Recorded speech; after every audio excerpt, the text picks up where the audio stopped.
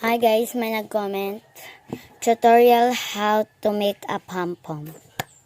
Kaya gagawin natin yan. Basta nakasubscribe ka be. Kailangan natin ng yarn.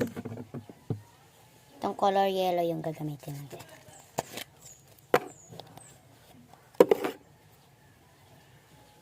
Ay, nangyari dito.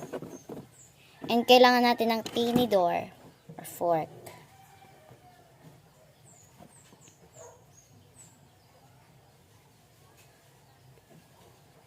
Yan, i-roll mo lang ng parang ganyan.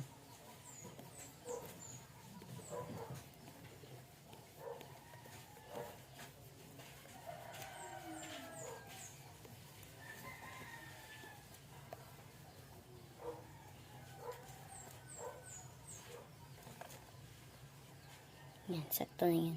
Kunting pala. Wait lang guys. So, ayun na guys, nakat ko na siya. Kaya tataliin na natin yan. Let's go.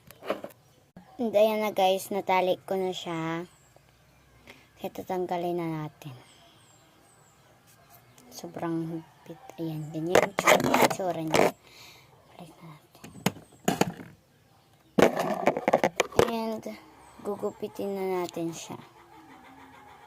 As in dito sa gilid dyan.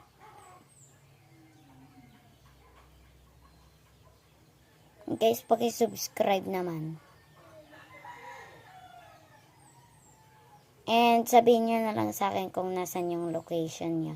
Para mabigay ko sa inyo yung mga hinihingi nyo.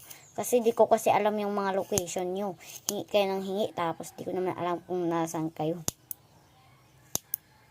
And guys, hindi po biro yung pagbibigay ko. Kasi totoo po to. Pero dapat nakasubscribe ka po at nakashare.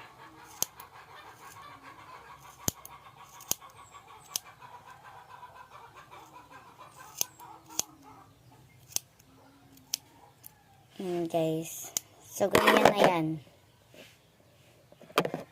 Kaya kailangan natin ng supply. And susuklayin nyo yan para maghiwa-hiwala yung ano. Para maghiwalay kayo ng X nyo. Ay, sorry.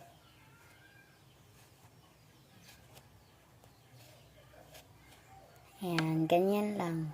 Susuklayin nyo lang. And guys, ayun na siya. Pom-pom na siya. Yan lang. Don't forget to like, comment, and share, and subscribe. And pakipindot na lang ng notification bell para